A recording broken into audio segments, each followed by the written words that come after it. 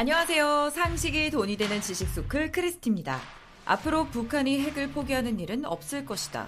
김정은 북한 국무위원장은 6.25 전쟁 휴전 67주년을 맞아 핵 보유국의 위상을 대내외적으로 과시했습니다. 김 위원장은 우리의 믿음직하고 효과적인 지휘적 핵 억제력으로 이 땅에 더는 전쟁이라는 말은 없을 것이며 우리 국가의 안전과 미래는 영원히 굳건하게 담보될 것이라고 말하면서 북한이 핵을 포기하는 일은 없을 거라는 속내를 내비쳤습니다. 끝내 한반도 평화를 망치는 길로 가겠다고 결심한 거죠. 북한의 이번 발언은 향후 북미 협상에서 비핵화 협상은 아예 제외하고 미국과 동등한 핵 보유국이라는 지위로 대화를 하겠다는 뜻으로 보이는데요. 이건 재선 위기를 맞은 트럼프 대통령을 압박해 본인들의 경제 제재를 풀어보려는 속셈으로 보입니다. 북한은 지금 경제 제재뿐만 아니라 코로나의 직격탄까지 맞으며 제2의 고난의 행군이라고 불릴 정도로 심각한 경제난을 겪고 있는데요.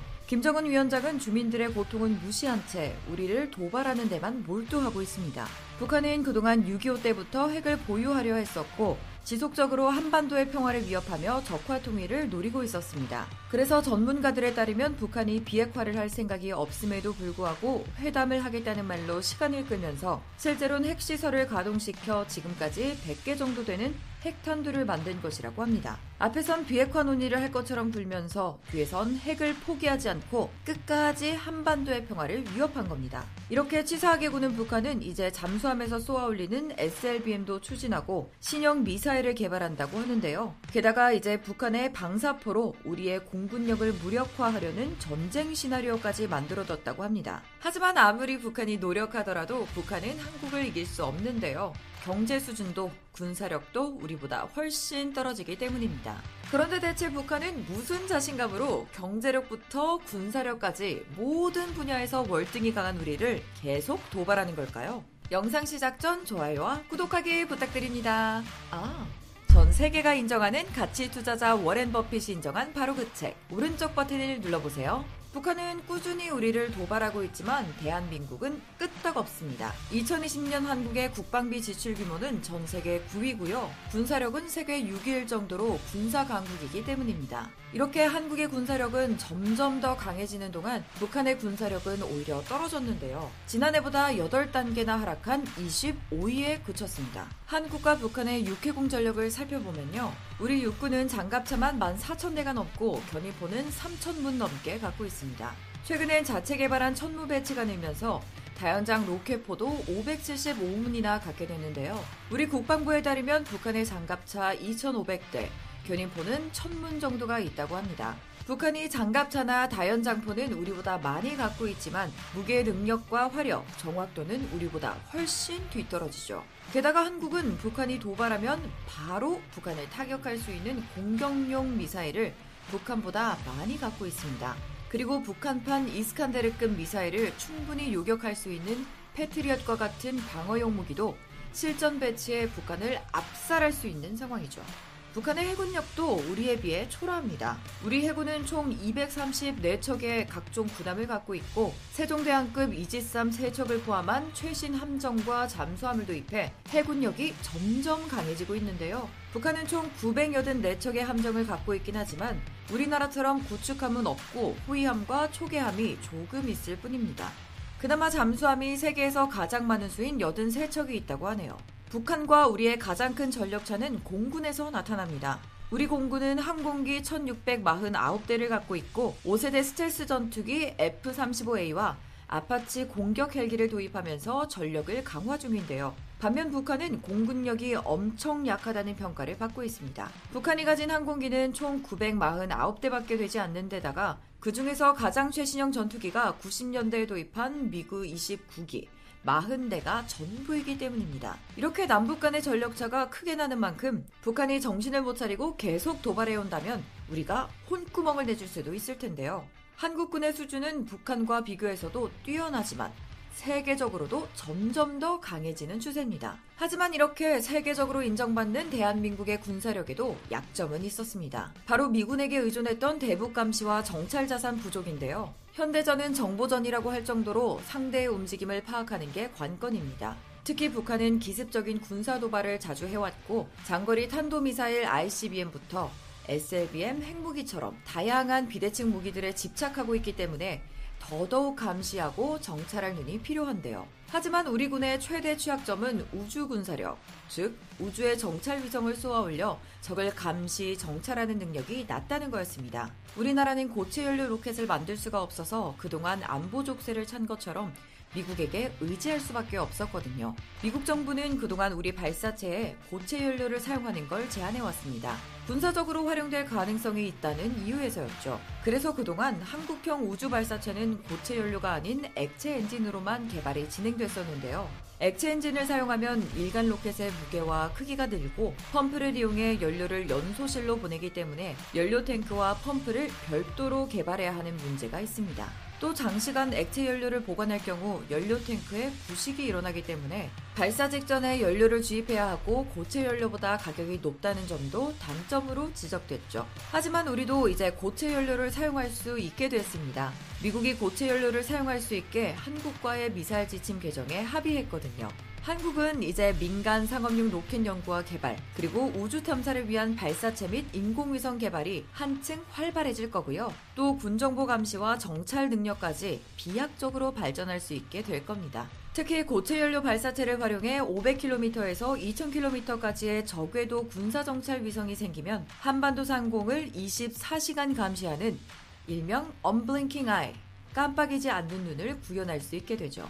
게다가 계획대로 2020년 중후반까지 우리가 자체 개발한 고체 연료 발사체를 이용해 저궤도 군 정찰 위성을 많이 발사하면 북한은 자신들의 군사 동향을 고스란히 노출할 수밖에 없어서 우리 군의 거의 유일한 약점이었던 정보 감시 정찰 능력까지 향상될 수 있습니다. 사실 미국이 우리에게 고체 연료 사용을 허가한 건 중국을 견제하기 위해 한국의 미사일 개발 능력 향상이 필요했기 때문인데요. 우리가 이렇게 본격적인 미사일 개발에 돌입하면서 한미 동맹은 더 끈끈해지게 됐습니다. 사실 그동안 한국은 자체적으로 나라가 정확한 타격을 하는 순항 미사일에서는 전 세계 탑5 안에 드는 미사일 강국이었습니다.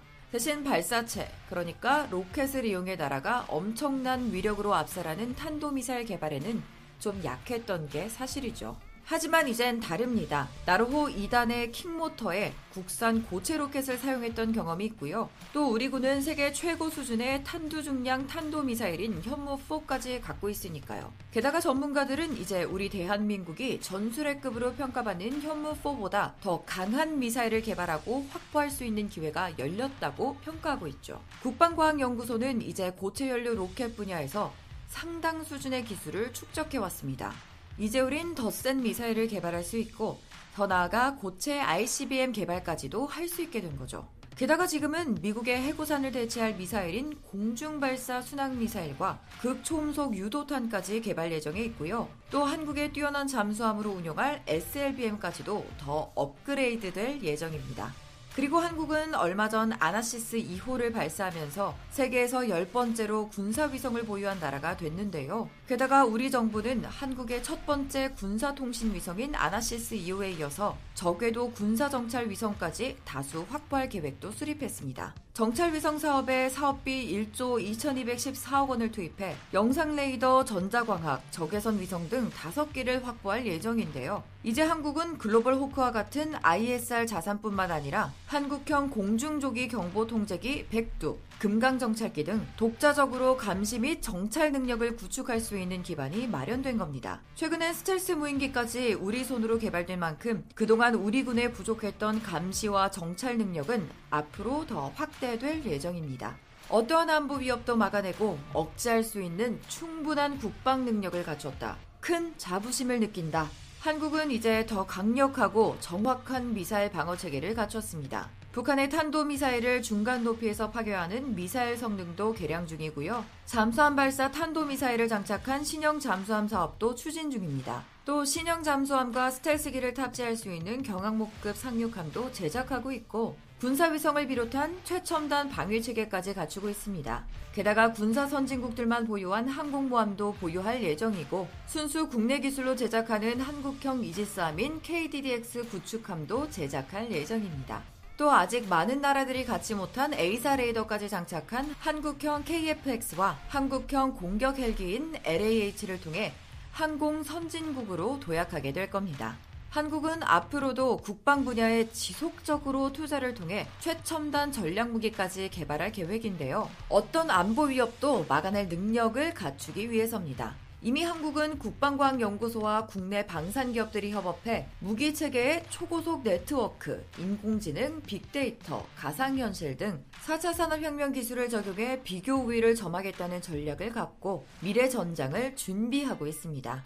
영화에서나 나올 법한 레이저 무기도 개발하고 전략화하고 있죠. 그뿐 아니라 우리는 강한 군사력으로 해외 파병까지 하면서 국제 평화에 공헌하고 세계적으로 한국의 위상까지도 높이고 있는데요. 하지만 이 정도로 만족해서는 안 됩니다.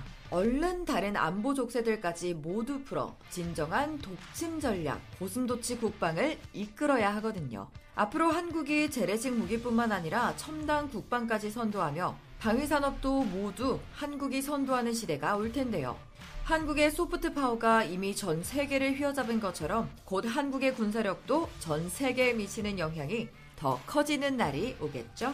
여러분은 한국의 방위산업 어떻게 생각하시나요? 이와 관련된 여러분의 다양한 의견 댓글로 남겨주시면 감사하겠습니다.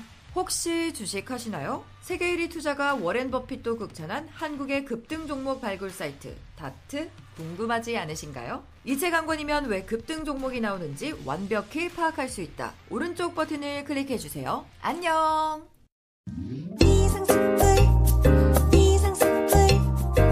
주식을 모르면 이상스쿨. 주식 모르니? 이상스쿨.